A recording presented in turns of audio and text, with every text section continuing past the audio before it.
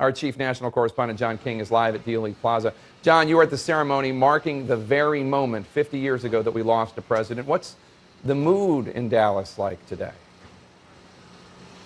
You know, Jake, for many years this city was shamed by what happened right here in Dealey Plaza. It was known as the city of hate, and at this 50th anniversary ceremony today, Dallas tried to turn the page. It was a very respectful ceremony, focusing on what you just mentioned, the hopeful aspirations, always forward and future-looking speeches, dreams, and legacy of President John F. Kennedy. I want to show you, though, if I can, this is a replication, a reproduction of the Dallas Morning News from the morning after. This is what the city of Dallas woke up to on the 23rd of November. Kennedy slain on Dallas streets. You just mentioned the conspiracy theories. Look at the headline, pro-communist, charged with act. That pro-communist, the label put on Lee Harvey Oswald. But here in Dealey Plaza today, Jake, very little focus at all on the tragedy, the horror, the violence of that day. Instead, the city deciding to pay much more tribute to the legacy. The historian David McCullough read some from President Kennedy's speeches. On that grassy knoll that figures so prominently in many of the conspiracy theories, a new monument unveiled today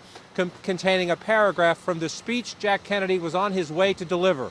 He was about a mile away here in Dealey Plaza from the Dallas Trade Mart. He was supposed to speak to a luncheon as part of his campaign swing through Texas, part of that speech. Again, very hopeful and very forward-looking, now inscribed in a stone plaque on that grassy knoll. As you can see, they're breaking down now, but about 5,000 people here today for the ceremony. The weather complicating things a bit, but a very solemn ceremony as this city tried to pay tribute to the president and essentially try to, if you will, burnish its own reputation and move past some of the pain that it had. People here say not only in the days after the assassination, but for years and decades after the assassination. Jake?